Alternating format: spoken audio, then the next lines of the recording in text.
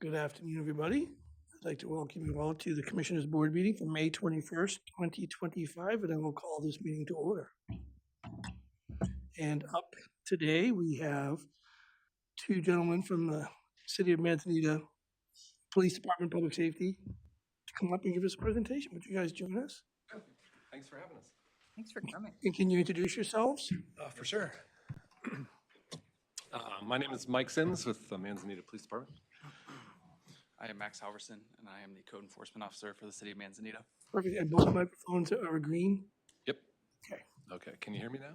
we can hear you perfect. All right. Thank you, Mike. Well, thank you, Commissioners, for the opportunity to share information about our community, or excuse me, our Code Enforcement Officer and our code and the roles and responsibilities within our City of Manzanita. My name is Sergeant Mike Sims. This is Code Enforcement Officer Max Halverson.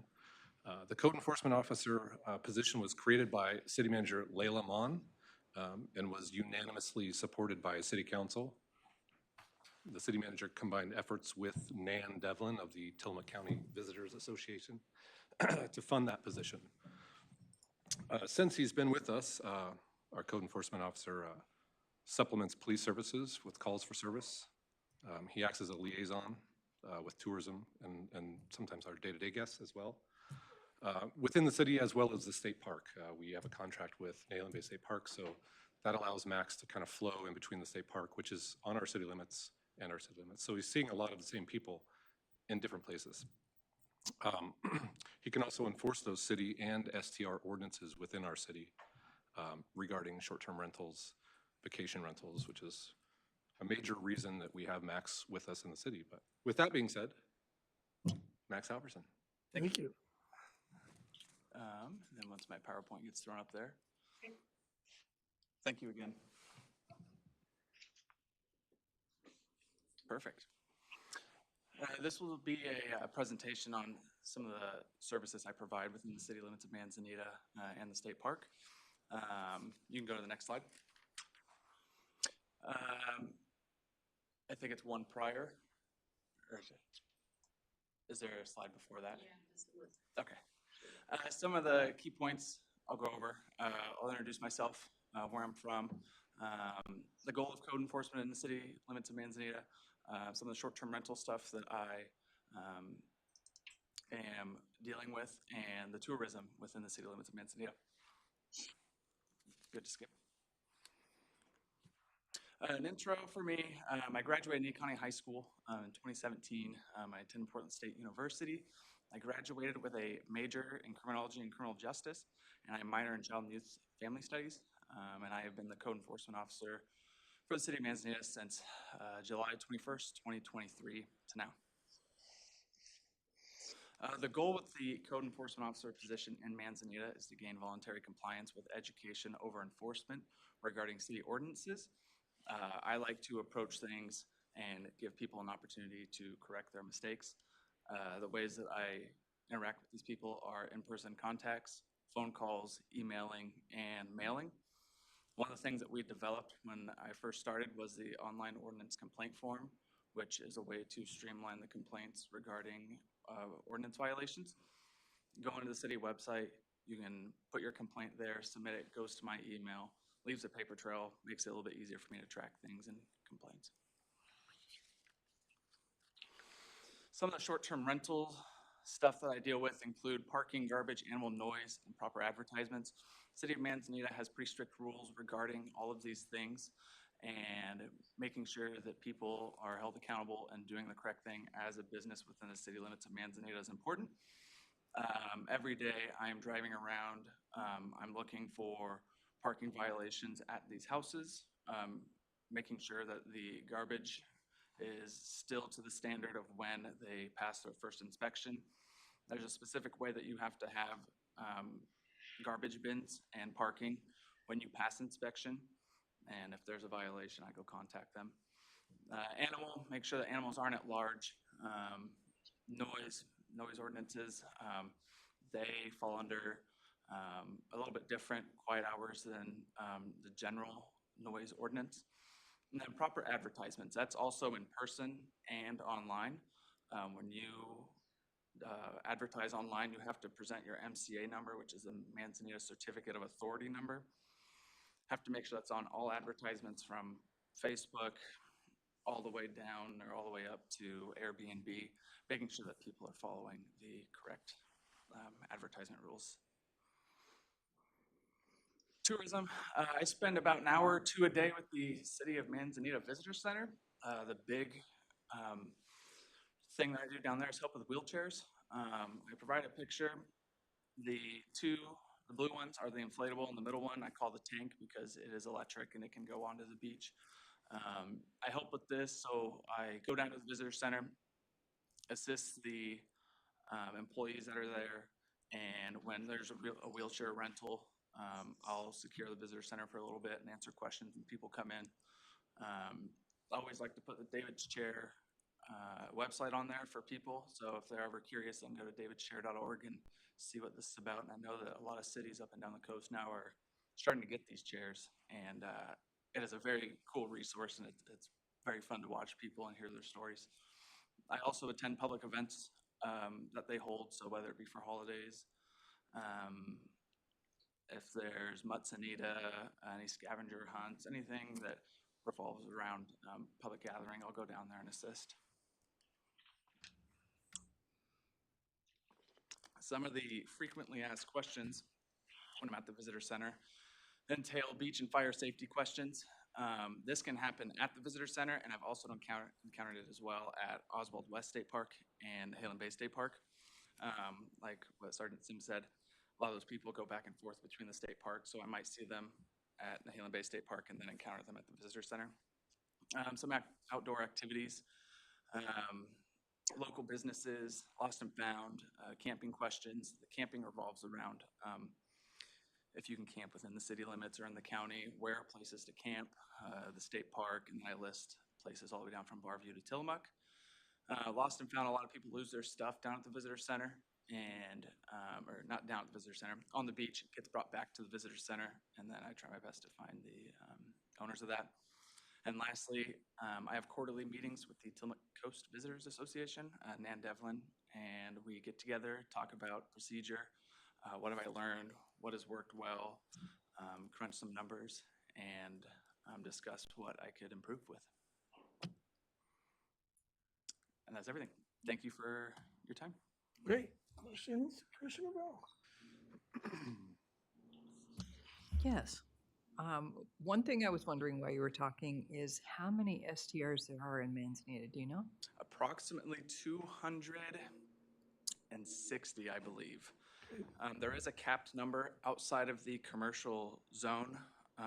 The LC and C1 zone don't have caps, so they that changes sometimes. So it's approximately 260 around there.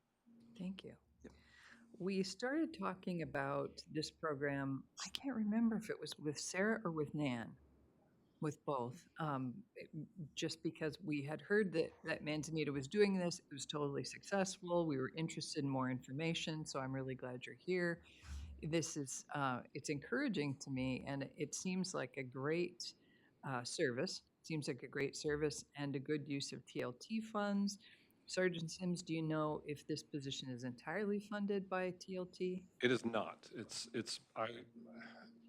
roughly 70-30.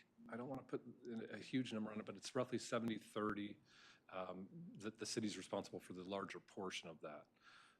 Again, we're in tune with short-term rentals and the visitors and that fluctuation, but really it's the livability of the citizens of Manzanita that we're really looking for. Of course, of gaining compliance from our guests is nice as well, but the city pays for most of his salary. Okay. And then you said you also have a contract with state parks? Yes, we have a state park contract. That's an IGA agreement between the city of Manzanita and the state parks, which also allows Max to enforce parking, make contacts with or respond to some incidents or complaints that happen within the state park, to include Oswald West as well. Okay, that's great. I loved the variety that you were describing, to go from parks to the visitor center to helping out with chairs to short-term rentals and, you know, all of those things. It seems like your job would have a lot of variety and be super useful. I like the way that you've planned it so that Max is covering a lot of bases. it's working out for us. So far, so good. Great. And it's a full-time job. Good. And it's in your field. Yep. Well, good for you. Thank you. Yeah. And we're lucky, the community's lucky that you came home. You know, not everybody goes away to college and comes back. Yeah, that's nice to be back. Sergeant Sims, when, is this job intended eventually going to morph into another police position, full police officer position? So it certainly could. This code enforcement position could be handled by a police officer if there were more police officers. Right now, our department or our city has a chief plus 3 officers. So it's very much a benefit to us to have a code enforcement officer. If we were to absorb the code enforcement officer as a police officer, those duties would still be the responsibility of that. It would be a blended police officer position that would also handle all the responsibilities of the code enforcement officer.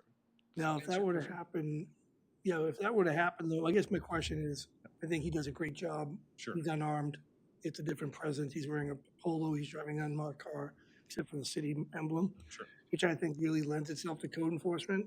And so I guess I was wondering, and this could be a personal, because you guys have been working together for so long, if you were to become a full-time police officer, do you think the city should still have an unarmed code enforcement officer?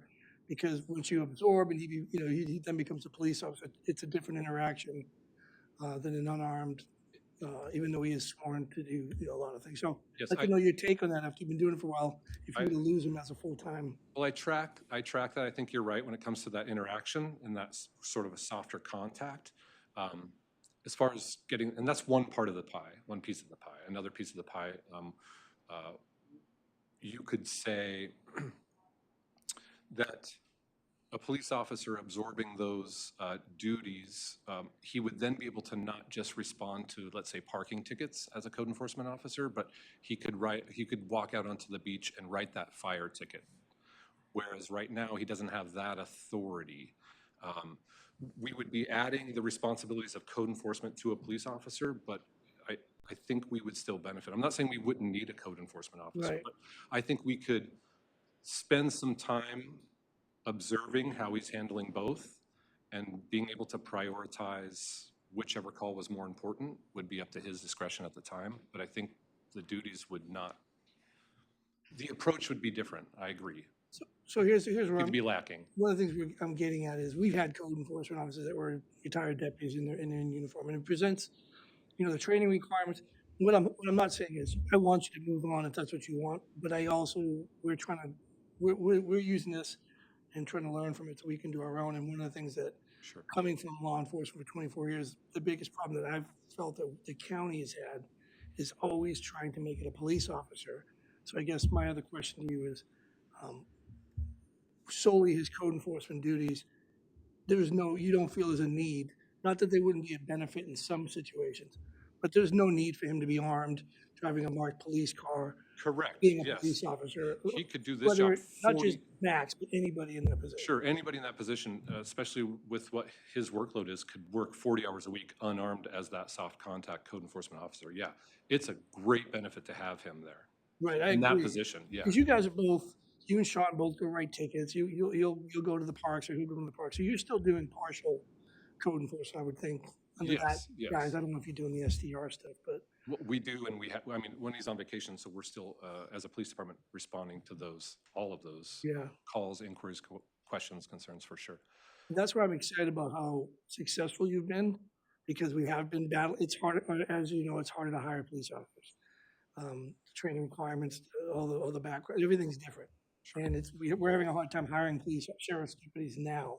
So my idea, what we've talked about here, is creating a code enforcement position for that very purpose. Yeah. And what's good is this is a successful example of that you don't have to be, armed. It's true, yes. And certified as a police officer. Yeah, I guess I should have said, we'd be just fine with absorbing those responsibilities if he were a full uniformed armed officer, but to have him at this level, or somebody at this level, it's great. Yeah, great. I would certainly suggest it to other cities if they could. Yeah, I think it's a great solution. I think it's a fantastic solution. I'm glad you guys have taken advantage of it. And I see it also as a great way of getting a candidate for a full-time position. Recruitment. Yeah, it's perfect. It's like having a reserve officer, but he's making a decent living and getting on-the-job training. And I know he rides along with you guys quite a bit and gets all that experience. So I think it's great. I think you're doing a great job. I've only heard great things from everybody in your department and people in the public too, so. It's a great question, though. Thank you for asking that, yeah. Took me a while, but I hear you. I know you, I know. Don't tell me that. So are you writing tickets now? Yep. Okay, Yes. okay, but there are some that you can write and some that you can't? Yeah. Gotcha, okay. Yeah, they'll limit the scope, and of course, if it's a situation that would be potentially a criminal act or Sure, a violation city versus. situation or something. Yeah, exactly. Mhm. Okay. By the way, he wrote me a ticket recently at a crime scene. And Sergeant Sims? yes, he did rip it up. It was fraudulent. I was pressured to rip up the Oh, wait fraudulent a citation. second now. Anyway, guys, thank you so much. Do you have anything? Thanks for your time. Sarah, you're here. Do you have anything you want to ask or add to the conversation since you're working so closely on the? Actually, I do have one thing. Thank you, Commissioner. How many, so I have two questions. How many square miles do you cover? Mhm. And what is your average weekly caseload in terms of violations or stops? Great question. I meant to ask the square mileage thing. The square mileage off the top of my head, I can't give you a straight number, but I can get back to you. What's the beach miles? It's like 7. Okay, that's good enough. Yeah.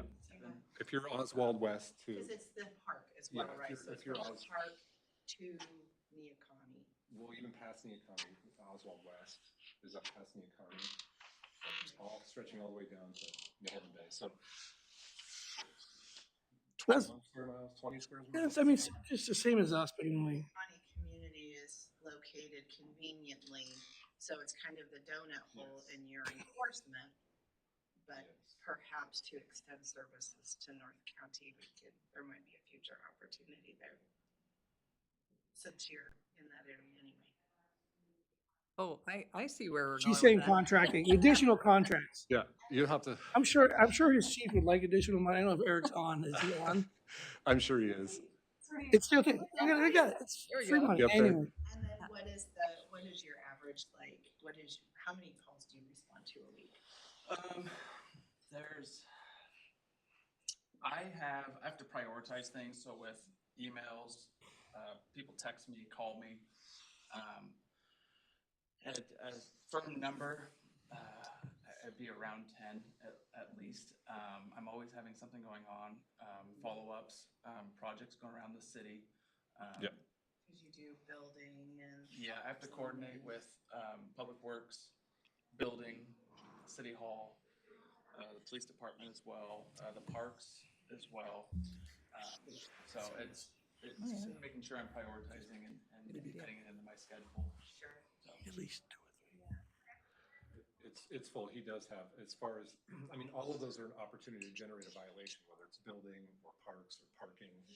And it seems like anything could be a violation that is. So he's there. He's the guy that I answers. understand that. Mike, when you write tickets, are they going into Muni Court, your Muni Court? Okay. If they're within the city limits of Manzanita or the parks. Do you know for sure we have, what's that software you just approved today? Do you have a software where your city, do they have the same thing where they scan for STRs? Or like she has a machine, an automatic software that will scan and highlight people that are probably renting but don't have a license. Do you have that? we no longer have it, but it was GovOS, I Okay. believe.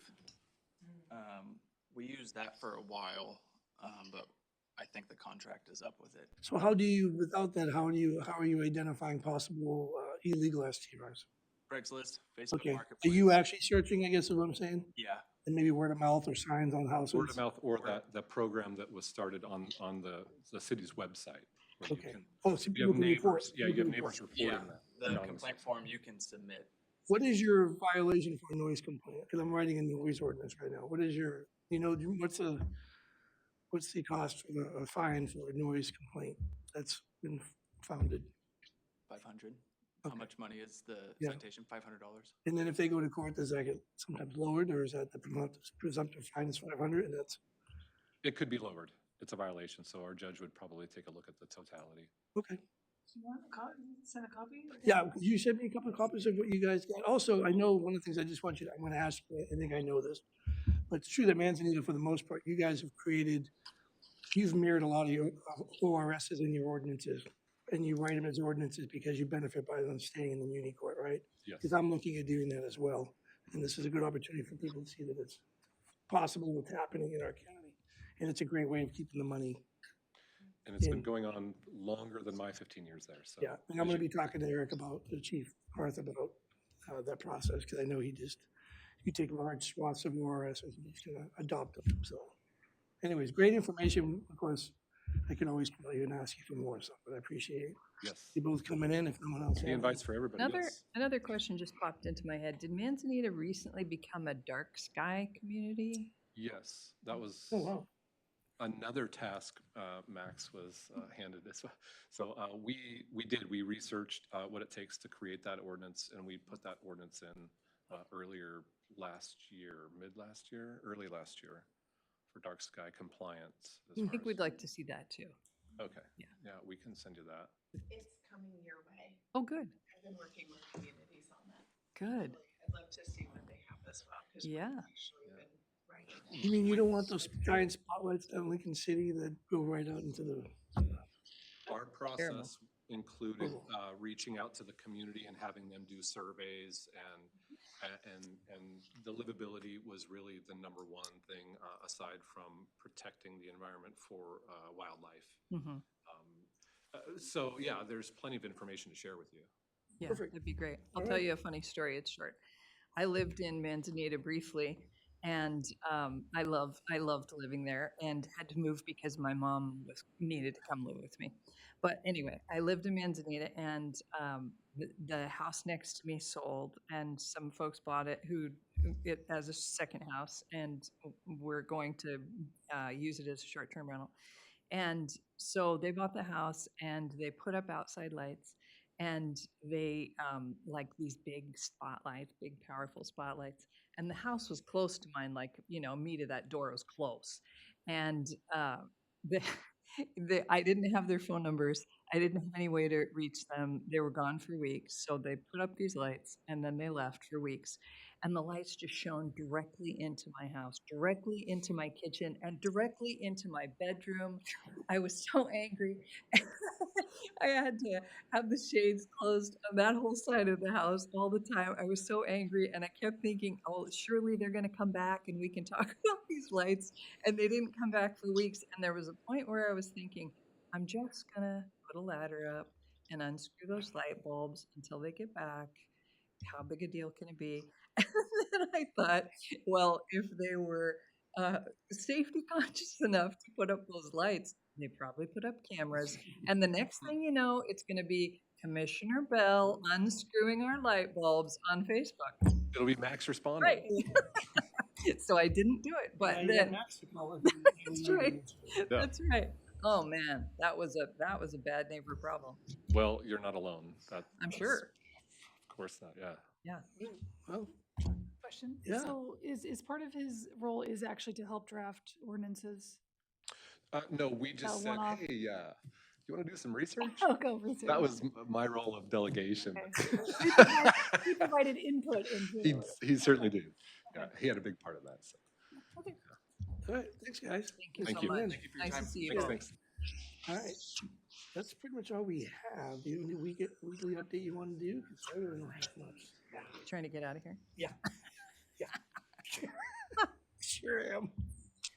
Well, we I can. sure am. Yeah, we can, but I want to talk about, just very briefly, I just want to share something that I attended yesterday that was so good. I just want to tell people Oh, you about it. told- yeah, okay. Yeah, so last night I went to Nestucca K through 8, and they had the U.S. Poet Laureate Ada Limon was at Nestucca K through 8 last night, and it was just outstanding. It was so good. There were hundreds of people there, and the Sitka Center for Art and Ecology had invited the U.S. Poet Laureate to come to Tillamook County. And she said yes. That's great. And it was her last official, she's been the poet laureate for 3 years, and it was her last official engagement, and she chose to do it in Cloverdale. And the gym was packed. It was full of families and kids and all ages. And she's a Latina, and she's the first Latina U.S. poet laureate ever. And they had invited the organizers, which was probably Misty Horton, the superintendent, and the director of Sitka, had invited a high school band from Forest Grove. Forest Grove has an award-winning high school mariachi band. Those kids came and played for half an hour, and they were so good. They were like professionals. It was amazing. Wow. The quality of music and the poems were beautiful, and she was a great performer. And it was just the highest quality arts event that I've attended maybe in years. And the kind of thing that I was just so happy and impressed that we had that here in Tillamook County, that I just wanted to say that.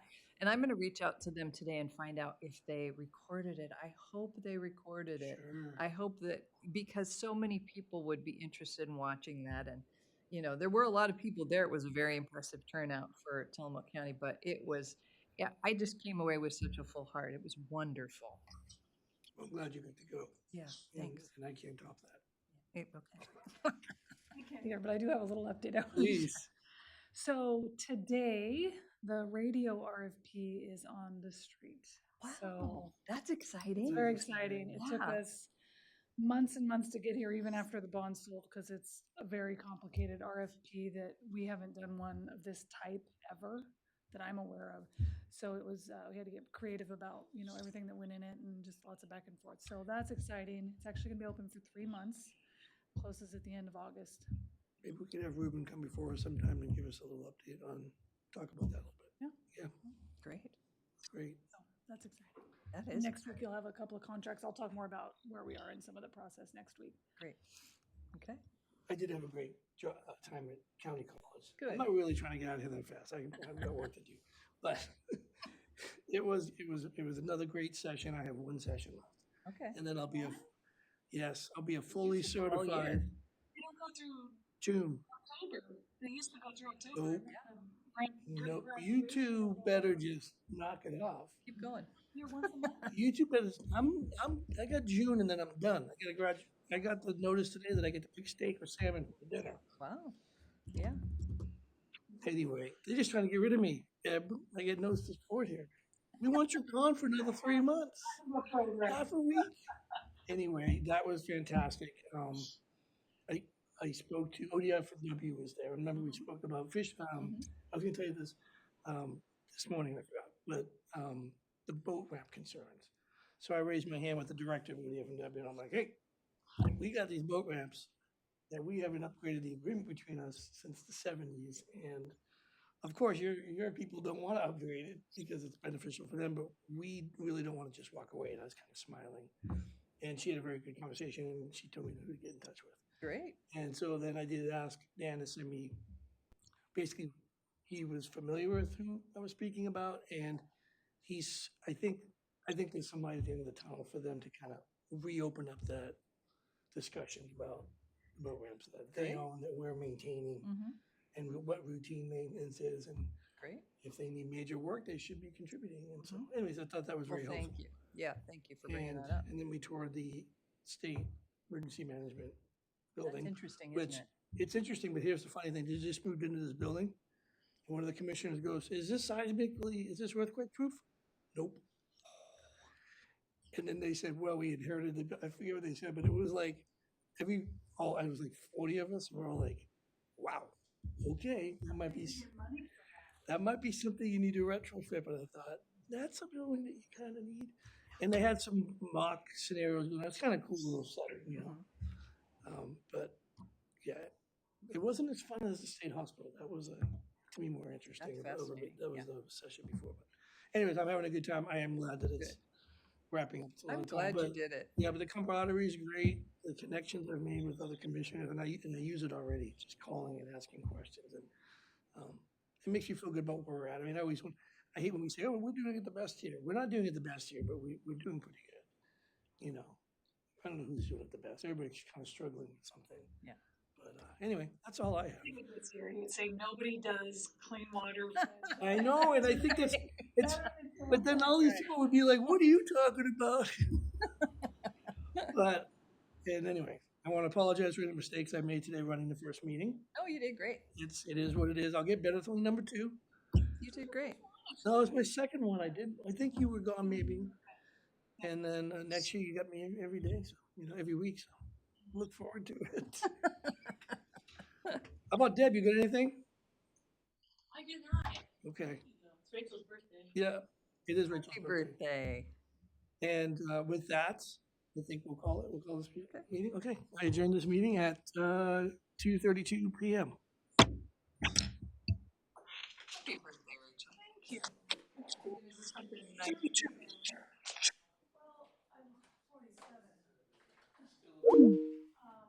I wasn't, I actually had kids practice, and so I was just gonna come back here and work the courthouse like I do many nights. And then it's just more if we're actually going to dinner with a bunch of friends, and I got, someone was asking me about a parking spot across the lot. So this was right after our meeting, so I'm looking out across the lot, and I catch my friend and her daughters ballooning and